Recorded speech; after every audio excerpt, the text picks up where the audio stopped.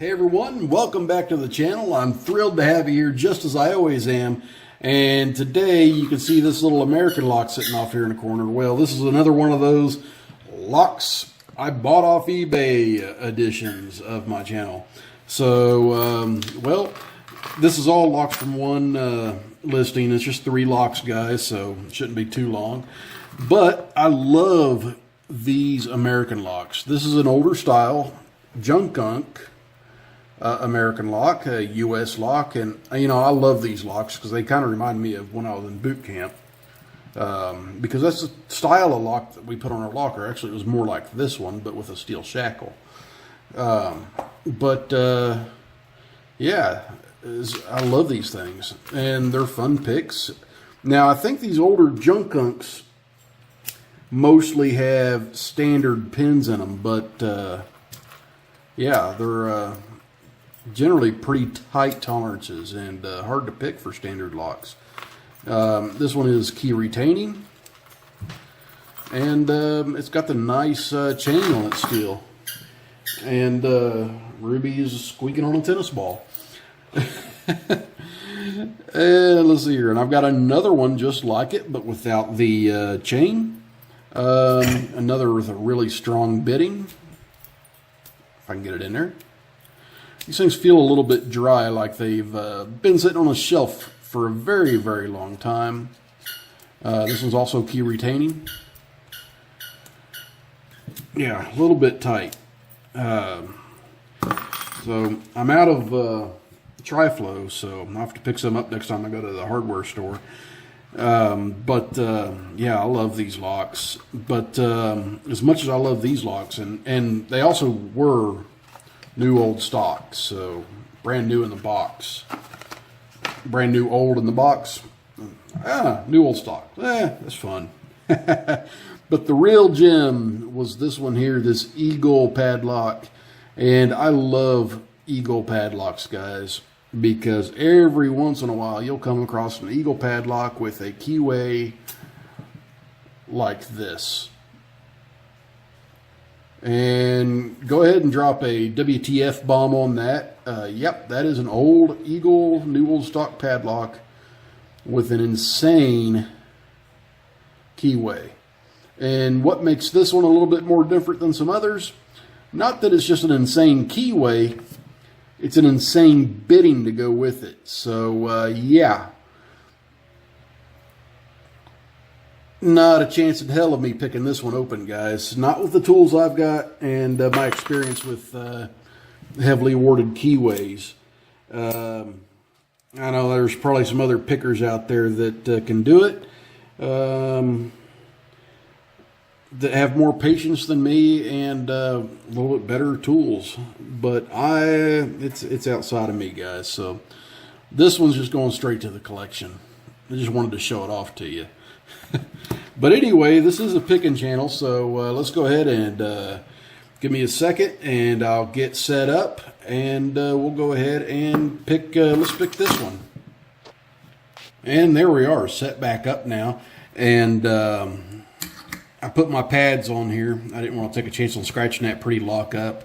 And I tried to spray some Tri-Flow in it, what was left, but there's nothing left, guys. This thing plumb dry. So yeah, this might be interesting. Here's the bitting on the key on this one. Pretty good bitting, and with the tolerances I'm expecting to see out of this lock, I think it's going to wind up being a tough pick. So well, we'll see. I'll go ahead and use my top of the keyway tension. And one thing to note on these older American locks like this is, if you don't want to tear them up, guys, go ahead and get a skinny tension wrench and fit it right in the bottom there. The brass on these old ones is quite a bit softer. That's another reason why I put the pads on here. It's quite a bit softer than it is on modern locks. So, a little FYI for you, I guess. So. And you still have to watch out putting too much tension on here, because I can even bend the core metal up here. So that was pin 1. Pin 2, yeah, way up there. Nothing on 3. Nothing on 4. Pin 5, there's a click. Come back to pin 4. Nothing. So we'll come on back to the front. Nothing on 1, nothing on 2, nothing on 3, nothing on 4. Just hit 5 again. Nothing. Back to 1. Nope, it don't need to go anymore. 2 doesn't need to go anymore. 3 is still floppy. So pin 4. Okay. Back to 1, nothing. Nothing on 2. Nothing on 3. Nothing on 4. Nothing on 5, but I just heard something fall. Let's go ahead and drop some pins and start over.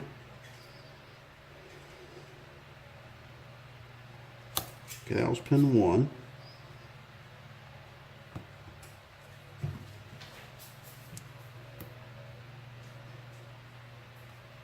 I guess pin 2 settled into position. Nothing on 3. We'll click from 4.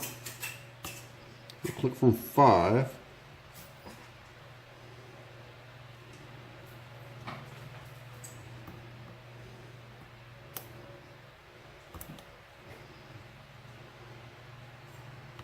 Something's still not all the way where it needs to be.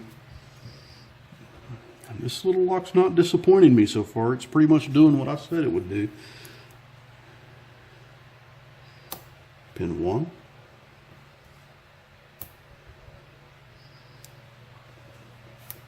Pin 2. Pin 3. Nothing on 4.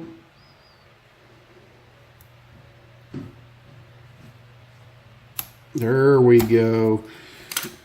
Nice. Pin 4 was a 0 lift pin, so that's all the way down there at the bottom with a really high cut behind it. First time around, I must have overset pin 3 or something. But yeah, tough little lock. These are always fun, and will look really, really great sitting in my collection. So one of these days, I'll have to give you guys a tour of my collection and show you what I got in there. But this lock, unfortunately, can't gut it for you. It's not guttable. Well, it is if I wanted to destroy the darn thing. So let's see here. I've got an American 5200 here that's been sitting. This one's actually been featured in a video a long, long time ago. And actually over a year ago. But I did something with this one that I wanted to feature a difference. If you guys can remember a video where I did a 5200 about a year and a half ago, not all the way to 2 years ago, but about a year and a half ago I did one of these. And it was brand new. Picked easy as could be. Well, this time it's been in use for the last year and a half outside. So I wanted to see the difference on a used lock versus a new lock, especially being one that I picked when it was brand new. Get that little tensioner out of the way. I'm not going to need it on this one.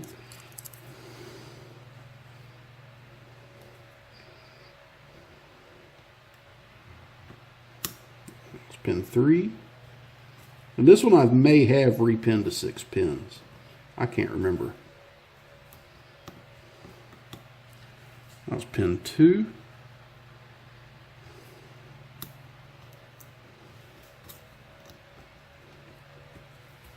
It's definitely not giving me the right kind of feedback, that's for sure. That's pin 2. Pin 3 feels like a 0 lift. Come back to pin 1.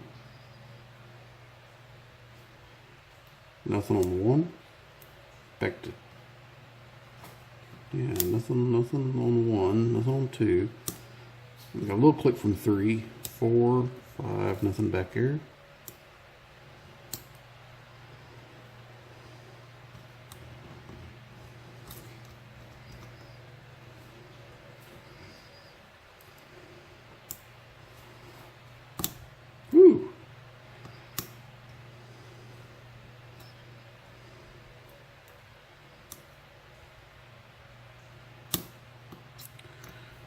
This one's not playing nice.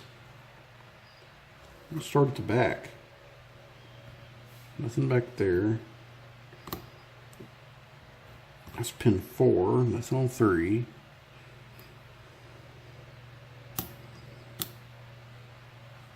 That's some pretty hardcore clicking on pin 2. There's pin 1. That's pin 5. I don't feel a sixth pin.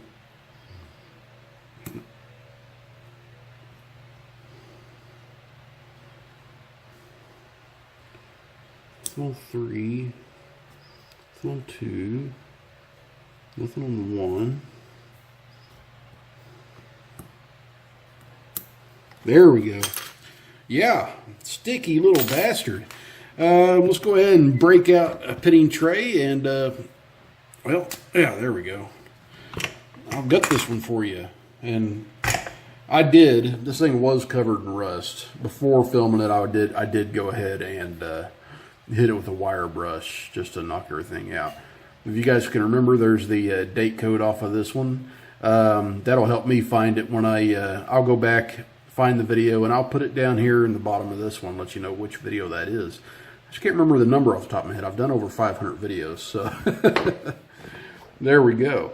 So gutting is a Phillips screwdriver, just like normal.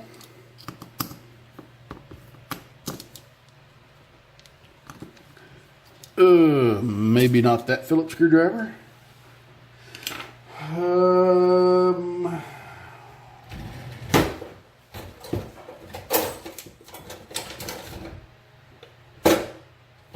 I'll have to say that the Phillips screwdriver that I'm looking for is probably in the flipping house.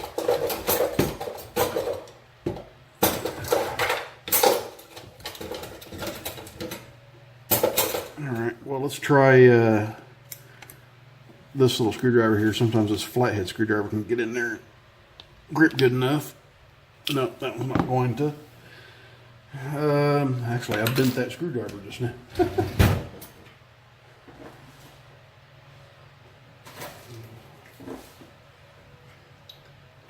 Yep. I was using that screwdriver the other day and I left it in the house. Now I'm trying to remember where I left it in the house. Let me try.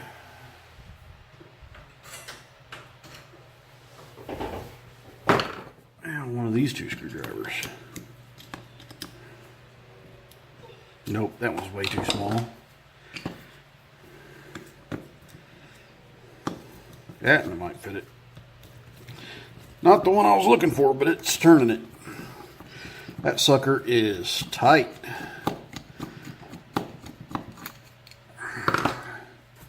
Let's go ahead and get a pinning tray out. I lubed this a little bit ahead of time with the only thing I had left to lube anything with right now is 3-in-1 oil. Not the best thing to use, but in a pinch, I'm sure it'll get the job done. But this one, yeah, of course I didn't have a anti-bypass wafer in it. And let's see here. Let's go ahead and lock it up since I've got the key.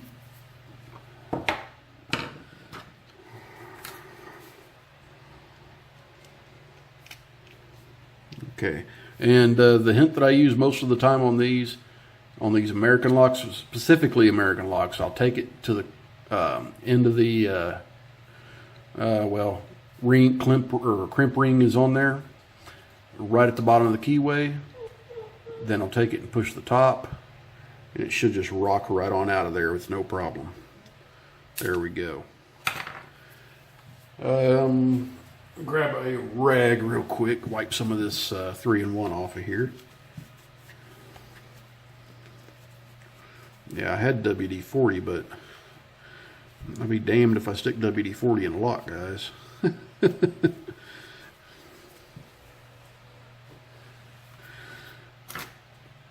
Okay, where to put my key? There it is. Okay, and then an American lock follower.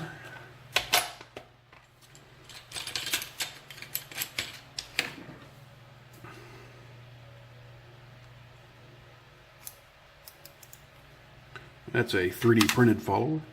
Woo! Look at that. Yeah, 3-in-1 is some nasty stuff.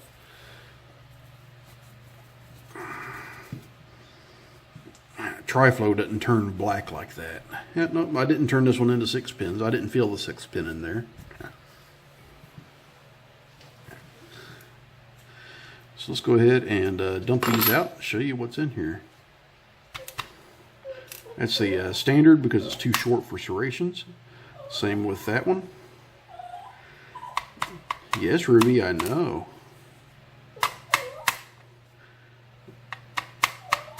Okay, I've only got 2 serrated pins in here, and that's 3 and 5. And that's because the other 3 pins are too short for serrations. And as you can see, no modifications done here. Just a little bit oily. Man, look at it, soaked right into there, didn't it? Tweezers are over here.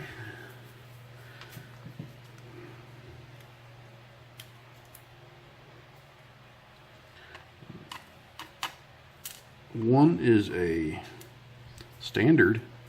I guess I didn't repin this thing up at all. 2 is a standard.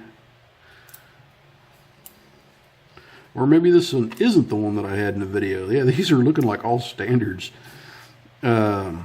I don't remember doing an American Lock that had all standards in it, but I will have to review my videos. But there we go. When I put this one back together, it's going to be a 6-pinner, and it's going to have security pins in it. But yeah, that's actually not serrated. I couldn't tell from the grease, and that one's not serrated. Yeah, so I didn't have any serrated pins in here or security pins at all. No wonder it didn't put up that much of a fight. Well, it did kind of put up a fight because it's kind of crusty in there, but still. Anyway, guys, there we go. All standards, and yeah, I'm going to be rectifying that issue. But anyway, that's for another time, and right now we're out of it. So everyone, please stay safe. Don't do anything illegal. Please like, comment, and subscribe. And if you see a lock out there in the wild and you don't have the key for it, don't stick a pick in it.